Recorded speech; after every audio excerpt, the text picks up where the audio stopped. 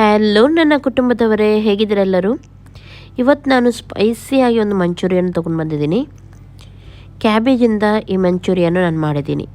ತುಂಬ ಸಿಂಪಲ್ ಹಾಗೂ ತುಂಬ ಈಸಿಯಾಗಿ ನಾನಿವತ್ತು ತೋರಿಸ್ತೀನಿ ನಿಮಗೆ. ಮನೆಯಲ್ಲಿ ಯಾವುದು ಸಾಸ್ ಇಲ್ಲದಿದ್ದರೂ ಇಷ್ಟು ಸ್ಪೈಸಿಯಾಗಿ ಚೆನ್ನಾಗಿ ನೀವು ಮಂಚೂರಿಯನ್ನು ಮಾಡ್ಬೋದು. ಇವಾಗ ಯಾವುದಾದ್ರೂ ಸ್ಟ್ರೀಟ್ ಫುಡ್ ತಿನ್ನಲಿಕ್ಕೆ ತುಂಬ ಆಸೆ ಆಗುತ್ತೆ, ಹೊರಗಡೆಯಿಂದ ಏನಾದರೂ ತಿನ್ನೋಣ ಅಂತ ಹೇಳಿ. ಖಂಡಿತವಾಗ್ಲೂ ಇದನ್ನು ನೀವು ಟ್ರೈ ಮಾಡಿ. ಕ್ಯಾಬೇಜ್ ಹೆಚ್ಚಾಗಿ ಹೊರಗಡೆ ತರಕಾರಿ ಅಂಗಡಿಗಳಲ್ಲಿ ಸಿಗುತ್ತೆ, ಹಾಗಾಗಿ ಈಸಿಯಾಗಿ ನೀವು ಇದನ್ನು ಮನೆಯಲ್ಲಿ ಮಾಡ್ಬೋದು. ಓಕೆ, ಫಸ್ಟಿಗೆ ನಾನಿಲ್ಲಿ ಸಾಸ್ ರೆಡಿ ಮಾಡ್ತಾಯಿದ್ದೀನಿ. ನಾನಿಲ್ಲಿ 2 ಟೊಮೆಟೊವನ್ನು ಯೂಸ್ ಮಾಡಿದ್ದೀನಿ. ಈ ರೀತಿ ಸ್ಲೈಸ್ ಮಾಡಿ ತೊಗೊಂಡಿದ್ದೀನಿ. ಇದಕ್ಕೆ ಇವಾಗ ಸ್ವಲ್ಪ ನೀರನ್ನು ಹಾಕಿ ಚೆನ್ನಾಗಿದ್ದು ಸ್ಮೂತ್ ಆಗಬೇಕು, ಅಷ್ಟು ತನಕ ಇದನ್ನು ನಾವು ಬೇಯಿಸ್ಲಿಕ್ಕೆ ಉಂಟು. ಇದಕ್ಕೆ ಸ್ವಲ್ಪ ಉಪ್ಪು ಹಾಕ್ತಾಯಿದ್ದೀನಿ ನಾನು, ಹಾಗೂ ಇದನ್ನು ಸ್ವಲ್ಪ ಹೊತ್ತು ಹೀಗೇ ಬಿಡ್ತೀನಿ, ಚೆನ್ನಾಗಿದ್ದು ಸ್ಮೂತ್ ಆಗಲಿ. ಓಕೆ, ಇವಾಗ ನೋಡ್ಬೋದು ನೀವು ಟೊಮೆಟೊ ಚೆನ್ನಾಗಿ ಸ್ಮೂತ್ ಆಗಿದೆ, ಸಾಫ್ಟ್ ಆಗಿದೆ. ಇವಾಗ ನಾನು ಇದಕ್ಕೆ ನೋಡಿ 1 ಟೇಬಲ್ ಸ್ಪೂನಷ್ಟು ಸಕ್ಕರೆಯನ್ನು ಹಾಕ್ತಾಯಿದ್ದೀನಿ. ಇನ್ನು ಇದಕ್ಕೆ ನೀರು ಹಾಕಬೇಡಿ, ಸಕ್ಕರೆಯಲ್ಲೇ ಇದು ಚೆನ್ನಾಗಿ ಸಾಫ್ಟ್ ಆಗಬೇಕು. ನಾನಿಲ್ಲಿ ಸ್ವಲ್ಪ ಇದಕ್ಕೆ ಚಿಲ್ಲಿ ಪೌಡರ್ ಆ್ಯಡ್ ಮಾಡ್ತಾಯಿದ್ದೀನಿ. ಒಮ್ಮೆಲೆ ಚಿಲ್ಲಿ ಪೌಡರ್ ತುಂಬ ಖಾರ ಇದೆ ಆದರೆ ಸ್ವಲ್ಪ ಕಮ್ಮಿ ಹಾಕಿ, ಖಾರ ಅಷ್ಟು ಇಲ್ಲದಿದ್ದರೆ ಸ್ವಲ್ಪ ಜಾಸ್ತಿ ಹಾಕಿದರೂ ಪರವಾಗಿಲ್ಲ.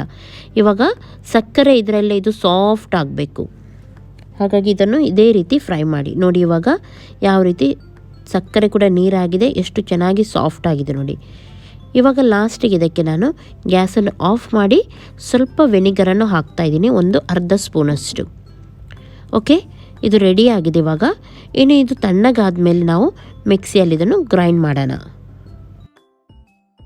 ನೋಡಿ ಇವಾಗ ಜಾರಲ್ಲಿ ಹಾಕಿ ಗ್ರೈಂಡ್ ಮಾಡಿದ್ದೀನಿ. ನೋಡಿ ಕಲರ್ ಕೂಡ ಚೆನ್ನಾಗಿ ಬಂದಿದೆ ಹಾಗೂ ತಿಕ್ಕಾಗಿ ತುಂಬ ಟೇಸ್ಟ್ ಇರುತ್ತೆ ಇದು ಸಾಸ್.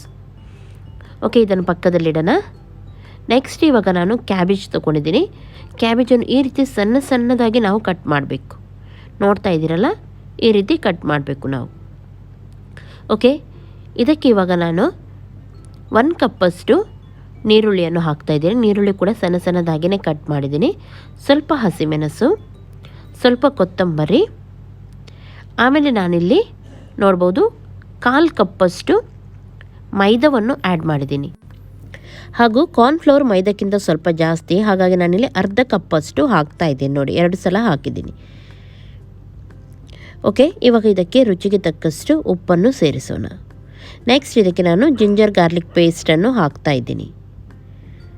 ಓಕೆ, ಎಲ್ಲವನ್ನು ಚೆನ್ನಾಗಿ ಫಸ್ಟಿಗೆ ಈ ರೀತಿ ಮಿಕ್ಸ್ ಮಾಡಿ, ಒಳ್ಳೆ ರೀತಿದು ಮಿಕ್ಸ್ ಆಗಬೇಕು. ಇವಾಗ ಹಿಟ್ಟೆಲ್ಲ ಹಾಕಿ ಸರಿಯಾಗಿ ನೋಡಿ ಈ ರೀತಿ ಅಂಟು ರೀತಿ ಬರಬೇಕು. ಒಮ್ಮೆಲೆ ಅಂಟು ರೀತಿ ಬರೋದಿಲ್ಲ ಅಂತಾದರೆ ಹಿಟ್ಟು ಹಾಕಿದ್ದು ಸಾಕಾಗಲಿಲ್ಲ ಅಂತ ಹೇಳಿ ಅರ್ಥ. ಹಾಗಾಗಿ ನಾನು ಸ್ವಲ್ಪ ಮೈದಾ ಹಾಗೂ ಸ್ವಲ್ಪ ಕಾರ್ನ್ಫ್ಲವರ್ ಇನ್ನೂ ಸ್ವಲ್ಪ ಎಕ್ಸ್ಟ್ರಾ ಹಾಕ್ತಾ ಇದ್ದೀನಿ. ಇಲ್ಲಿ ಚೆನ್ನಾಗಿ ಅಂಟು ಬರಬೇಕು, ಬೈಂಡ್ ಆಗಬೇಕು. ಹಾಗಾಗಿ ಸ್ವಲ್ಪ ನೀರನ್ನು ಹಾಕಿ ಇದನ್ನು ಇನ್ನೊಮ್ಮೆ ನಾನಿವಾಗ ಮಿಕ್ಸ್ ಮಾಡ್ತಾ ಇದ್ದೀನಿ. ನೋಡಿ ಇವಾಗ ಕರೆಕ್ಟಾಗಿ ಬೈಂಡ್ ಆಗ್ತಾ ಉಂಟು. ಇದು ಅಂದರೆ ಉಂಡೆ ತಗೊಳ್ಳುವಾಗ ಕರೆಕ್ಟಾಗಿ ನಮ್ಮ ಕೈಯಲ್ಲಿ ಉಂಡೆ ಬರಬೇಕು. ನೋಡಿ ಈ ರೀತಿ, ನೋಡಿ ಹೀಗೆ ಆಗಬೇಕು ಇದು. ಓಕೆ, ನೋಡಿ ಇವಾಗ ಎಣ್ಣೆಯನ್ನು ಬಿಸಿ ಆಗಲಿಕ್ಕೆ ಇಟ್ಟಿದ್ದೀನಿ. ಎಣ್ಣೆ ಒಳ್ಳೆ ರೀತಿಯಲ್ಲಿ ಬಿಸಿ ಆಗಬೇಕು. ಇದಕ್ಕೆ ಚೆನ್ನಾಗಿ ಬಿಸಿ ಆದಮೇಲೆ ಒಂದೊಂದೇ ಉಂಡೆಯನ್ನು ನಾವು ಈ ರೀತಿ ಬಿಡಬೇಕು ಎಣ್ಣೆಯಲ್ಲಿ. ನೋಡಿ ಹೀಗೆ, ನೋಡಿ ಕೈಯಿಂದ ಈ ರೀತಿ ತಗೊಂಡು ಹೀಗೆ ಬಿಟ್ಟರು ಆಯಿತು. ತುಂಬ ಮುದ್ದೆ ಮಾಡಬೇಕಂತ ಇಲ್ಲ ಅಥವಾ ಉಂಡೆ ಕಟ್ಟಬೇಕಂತ ಇಲ್ಲ, ಈ ರೀತಿ ಮಾಡಿಬಿಟ್ರು ಆಯಿತು. ಇದೇ ರೀತಿ ಇವಾಗ ಎಲ್ಲವನ್ನು ನೀವು ಫಸ್ಟಿಗೆ ಬಿಡಿ. ಎಷ್ಟಾಗುತ್ತೆ ನೋಡಿ ಅಷ್ಟೇ ಬಿಡಿ, ತುಂಬ ಹಾಕಬೇಡಿ. ಎಣ್ಣೆಯಲ್ಲಿ ಎಷ್ಟು ಆಗುತ್ತೆ ನೋಡಿ ಸ್ಪೇಸ್ ಇರುವಷ್ಟು ಬಿಡಿ. ಓಕೆ, ಇವಾಗ ಎಲ್ಲವನ್ನು ನಾನು ಹಾಕಿದ್ದೀನಿ. ಒಮ್ಮೆಲೆ ಚಮಚ ಹಾಕಿ ಮೇಲೆ ಕೆಳಗೆ ಮಾಡಲಿಕ್ಕೆ ಹೋಗಬೇಡಿ. ಈ ರೀತಿ ಮೆಲ್ಲನೆ ಇದನ್ನು ಅಲುಗಾಡಿಸ್ಬೇಕು ನೀವು. ಓಕೆ, ನೋಡಿ ಈ ರೀತಿ ಒಂದು ಸೈಡು ಚೆನ್ನಾಗಿದ್ದು ಫ್ರೈ ಆಗಲಿ, ಆಮೇಲೆ ನೀವು ಇದನ್ನು ಟರ್ನ್ ಮಾಡಿದರೆ ಆಯಿತು. ನೋಡಿ ಇವಾಗ ಈ ರೀತಿ ಒಳ್ಳೆ ರೀತಿದು ಫ್ರೈ ಆಗಿದೆ. ಈ ರೀತಿ ಫ್ರೈ ಆದಮೇಲೆ ಇದನ್ನು ಇವಾಗ ನೀವು ತೆಗಿಬೇಕು. ನೋಡಿದ್ರಲ್ಲ, ಈ ರೀತಿ ಆಗಬೇಕು. ಇದು ಕಂಪ್ಲೀಟಾಗಿ ಕ್ರಿಸ್ಪಿಯಾಗಿ ಫ್ರೈ ಆಗಲಿಲ್ಲ, ನಮಗೆ ಇನ್ನೊಮ್ಮೆ ಇದು ಬಿಡಲಿಕ್ಕೆ ಉಂಟು. ಇಷ್ಟು ಫ್ರೈ ಆದರೆ ಫಸ್ಟ್ ಇದನ್ನು ನೀವು ತೆಗಿಬೇಕು ಹೀಗೆ. ಓಕೆ, ಎಲ್ಲವನ್ನು ಅದೇ ರೀತಿ ನಾನೀಗ ಫಸ್ಟ್ ಫ್ರೈ ಮಾಡ್ತೀನಿ. ನೋಡಿ ಉಳಿದದನ್ನು ಕೂಡ ನಾನಿವಾಗ ಫ್ರೈ ಮಾಡ್ತಾ ಇದ್ದೀನಿ ಅದೇ ರೀತಿ.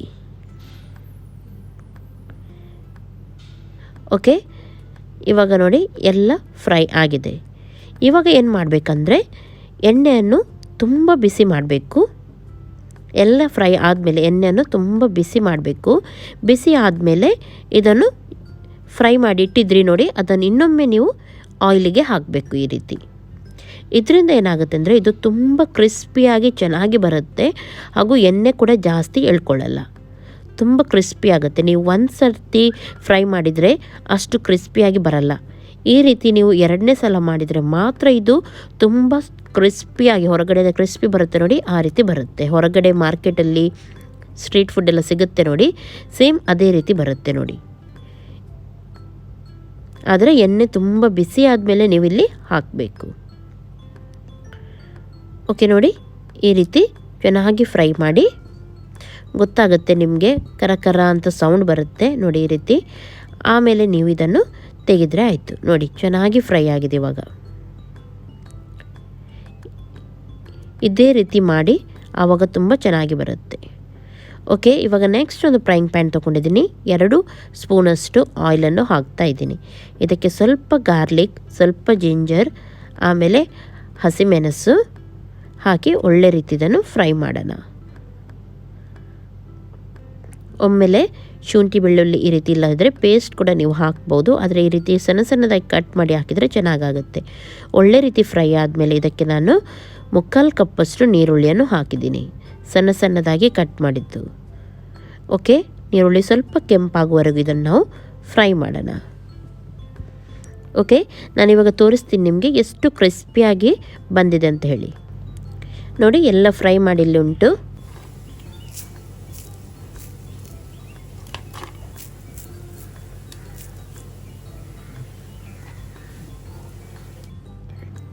ಓಕೆ, ಇವಾಗ ನೋಡಿ ನೀರುಳ್ಳಿ ಕೆಂಪಾಗಿದೆ. ಇವಾಗ ನಾವು ಸಾಸ್ ರೆಡಿ ಮಾಡಿಟ್ಟಿದ್ವಿ ನೋಡಿ, ಅದನ್ನು ಇದಕ್ಕೆ 1/2 ಕಪ್ಪಷ್ಟು ನಾನು ಹಾಕ್ತಾಯಿದ್ದೀನಿ. ಫುಲ್ 1 ಕಪ್ಪಷ್ಟಿತ್ತು, ಅದನ್ನು ಅರ್ಧ ಮಾತ್ರ ನಾನಲ್ಲಿ ಯೂಸ್ ಮಾಡ್ತಾಯಿದ್ದೀನಿ.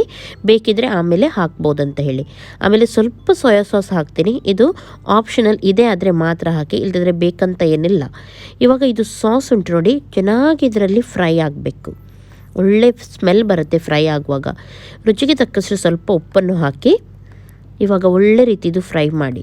ಹೊರಗಡೆ ಎಲ್ಲ ಗೋಬಿ ಮಂಚೂರಿ ಎಲ್ಲ ಮಾಡುವಾಗ ಒಂದು ರೀತಿ ಸ್ಮೆಲ್ ಬರುತ್ತೆ ನೋಡಿ, ಸಾಸ್ ಎಲ್ಲ ಹಾಕುವಾಗ ಅದೇ ರೀತಿ ಸ್ಮೆಲ್ ಬರುತ್ತೆ, ತುಂಬ ಚೆನ್ನಾಗಾಗುತ್ತೆ. ಈ ರೀತಿ ಸಾಸನ್ನು ನೀವು ಒಳ್ಳೆ ರೀತಿ ಫ್ರೈ ಮಾಡಬೇಕು ಫಸ್ಟಿಗೆ. ಓಕೆ, ಚೆನ್ನಾಗಿ ನೋಡಿ ಇವಾಗ ಕುದಿ ಬರ್ತಾ ಉಂಟು. ಈ ಟೈಮಲ್ಲಿ ನೀವು ಸ್ವಲ್ಪ ನಾನಿಲ್ಲಿ ಕಾರ್ನ್ಫ್ಲವರ್, ಒಂದು 1/2 ಸ್ಪೂನಷ್ಟು ಕಾರ್ನ್ಫ್ಲವರ್ಗೆ ನೀರು ಹಾಕಿ ಇಟ್ಟಿದೆ, ಅದನ್ನು ನಾನು ಇದಕ್ಕೆ ಹಾಕ್ತಾಯಿದ್ದೀನಿ. ಚೆನ್ನಾಗಿ ಫ್ರೈ ಮಾಡಿ ಹಾಕಿ. ಇದರಿಂದ ಏನಾಗುತ್ತೆ ಅಂದರೆ ನಾವು ಕ್ಯಾಬೇಜ್ ಮಂಚೂರಿ ಎಲ್ಲ ಹಾಕ್ತೀವಿ ನೋಡಿ, ಅದರಲ್ಲಿ ಚೆನ್ನಾಗಿ ಅದು ಸಾಸ್ ಎಳ್ಕೊಳ್ಳುತ್ತೆ, ತುಂಬ ಚೆನ್ನಾಗಾಗುತ್ತೆ. ಸ್ವಲ್ಪ ನೀರನ್ನು ಹಾಕಿ ಈ ರೀತಿ ಮಿಕ್ಸ್ ಮಾಡಿ. ನೀರನ್ನು ಹಾಕಿ ಮಿಕ್ಸ್ ಮಾಡೋದ್ರಿಂದ ಎಲ್ಲ ಮಸಾಲೆ ಎಲ್ಲ ಹಾಕಿದ್ವಿ ನೋಡಿ, ಅದು ಬ್ಯಾಲೆನ್ಸ್ ಆಗಿ ಬರುತ್ತೆ ಅದರ ಟೇಸ್ಟ್. ಓಕೆ, ನೆಕ್ಸ್ಟ್ ನಾವು ಇವಾಗ ಇದನ್ನು ಹಾಕೋಣ. ಓಕೆ ನೋಡಿ, ಈ ರೀತಿ ಮಿಕ್ಸ್ ಮಾಡಿ. ನಾನಿಲ್ಲಿ ಡ್ರೈ ಮಂಚೂರಿ ರೀತಿ ಮಾಡಿದ್ದೀನಿ. ನಿಮಗೆ ಸಾಸ್ ಜಾಸ್ತಿ ಬೇಕಿದ್ದರೆ ನೀವು ಸ್ವಲ್ಪ ಕಾರ್ನ್ಫ್ಲವರ್ ನೀರು ಹಾಕ್ತೀರಿ ನೋಡಿ, ಆವಾಗ ಸ್ವಲ್ಪ ನೀವು ನೀರನ್ನು ಜಾಸ್ತಿ ಹಾಕಬೇಕಾಗುತ್ತೆ. ನೋಡಿ, ಚೆನ್ನಾಗಿ ಇದನ್ನು ಮಿಕ್ಸ್ ಮಾಡಿ. ನೋಡಿ ಯಾವ ರೀತಿ ಕೋಟಿಂಗ್ ಬಂದಿದೆ ನೋಡಿ, ತುಂಬ ಚೆನ್ನಾಗಿ ಬರುತ್ತೆ ಇದು. ಹೊರಗಡೆಯಿಂದ ಕ್ರಿಸ್ಪಿಯಾಗಿ ಒಳಗಡೆಯಿಂದ ಸ್ಮೂತಾಗಿ ತುಂಬ ಚೆನ್ನಾಗಾಗುತ್ತೆ ಇದು ತಿನ್ನಲಿಕ್ಕೆ.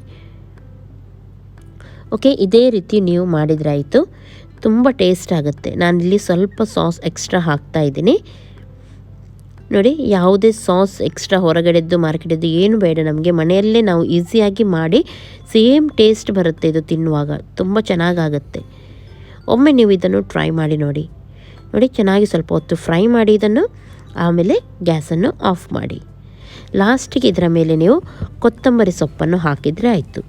ಇದೇ ಆದರೆ ಮಾತ್ರ ಹಾಕಿ, ಇಲ್ಲದಿದ್ದರೆ ಇದು ಕೂಡ ಆಪ್ಷನಲ್, ಹಾಕಬೇಕಂತ ಏನು ಇಲ್ಲ, ಸ್ಕಿಪ್ ಮಾಡ್ಬೋದು. ಓಕೆ, ನೋಡಿದ್ರಲ್ಲ, ಇಷ್ಟೇ ಮಾಡಲಿಕ್ಕಿರೋದು. ಇವಾಗ ನಾನು ಗ್ಯಾಸನ್ನು ಆಫ್ ಮಾಡ್ತಾಯಿದ್ದೀನಿ. ನಿಮಗೆ ಇವತ್ತಿನ ಈ ರೆಸಿಪಿ ಇಷ್ಟ ಆಯ್ತು ಅಂತಾದರೆ ಪ್ಲೀಸ್ ಲೈಕ್ ಮಾಡಿ, ಹಾಗೂ ನೀವು ಟ್ರೈ ಮಾಡಿ ಹೇಳಿ ಯಾವ ರೀತಿ ಆಗಿತ್ತಂತ ಹೇಳಿ. ನನ್ನ ಚಾನಲ್ಗೆ ಯಾರೂ ಇನ್ನೂ ಕೂಡ ಸಬ್ಸ್ಕ್ರೈಬ್ ಮಾಡಲಿಲ್ಲ ನೋಡಿ, ಅವರು ಸಬ್ಸ್ಕ್ರೈಬ್ ಮಾಡಿ, ಪಕ್ಕದಲ್ಲಿರುವ ಬೆಲ್ ಬಟನ್ ಕ್ಲಿಕ್ ಮಾಡಲಿಕ್ಕೆ ಮರಿಬೇಡಿ. ಓಕೆ, ಇನ್ನು ನಾಳೆ ಸಿಗ್ತೀನಿ ಒಳ್ಳೆಯ ಒಂದು ರೆಸಿಪಿಯೊಂದಿಗೆ. ಎಲ್ಲರಿಗೂ ಟೇಕ್ ಕೇರ್, ಬಾಯ್ ಬಾಯ್.